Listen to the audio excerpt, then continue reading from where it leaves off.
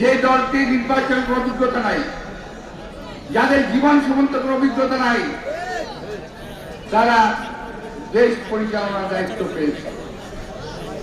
তারা বিএনপিকে কালিমালিপ্ত করার চেষ্টা করছে। তাদের কাছে তাদের নিজের জন্য বলার কিছু নাই, শুধু বিএনপির বিরুদ্ধে কথা বলাই তাদের কাজ। বিএনপিকে জনগণের সামনে অপদস্থ করাই হলো তাদের কাজ। তাদের মনে হয় পৃথিবীতে অন্য কোনো কাজ নাই। আপনাদের বুঝতে হবে, এর পিছনে তাদের সুদূর প্রসারী একটি পরিকল্পনা রয়েছে।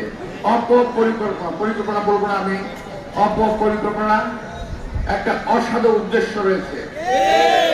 বাংলাদেশের জনগণকে তারা চিরতরে গোলাম বানিয়ে রাখতে চায়। তারা মনে করে এই দেশের জনগণের স্বার্থ রক্ষার জন্য, এই দেশের জনগণের কথা বলে রক্ষার জন্য, তারা মনে করে এই দেশের মানুষের গণতান্ত্রিক অধিকার ঠিক রাখার জন্য একমাত্র বিএনপি একটি দল। যদি বিএনপিকে শেষ করে দেওয়া যায়, তারা যে কোনো ভাবেই ক্ষমতাজীবী যেতে পারে, এই দেশটাকে তারা সর্বনাশ করে ফেলবে। তাই প্রিয় বন্ধুরা, তাদের বিরুদ্ধে আমাদের সোচ্চার থাকতে হবে।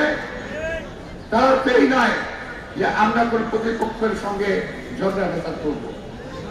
বিএনপি কোন প্রতিপক্ষের সঙ্গে ঝগড়া ফেসাদ করতে চায় না, আমরাও করবো না। আমাদের নেতা কর্মীদেরকে অনুরোধ জানাবো, যে কোনো উস্কানির মুখে আপনারা শান্ত থাকবেন, কারণ বিজয় আমাদের দ্বার প্রান্তে ইনশাআল্লাহ। একটি বিষয় বলতেই হয়, সারা বাংলাদেশে যেন কোনো নির্বাচন নাই, একমাত্র ঢাকার আসনের নির্বাচন। সারা দেশে কোনো প্রার্থী নাই, একমাত্র প্রার্থী প্রার্থী। এমন একটা ভাবটা তাদের ভিতরে। ভাই, বাংলাদেশের 300টি আসনে বিএনপি নির্বাচন করছে, শান্তিপূর্ণ নির্বাচন হচ্ছে।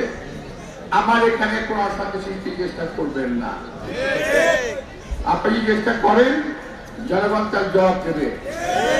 আমরা তার জবাব দেব না। জনগণ 12 তারিখে ভোটের মাধ্যমে, ব্যালটের মাধ্যমে জবাব দেবে।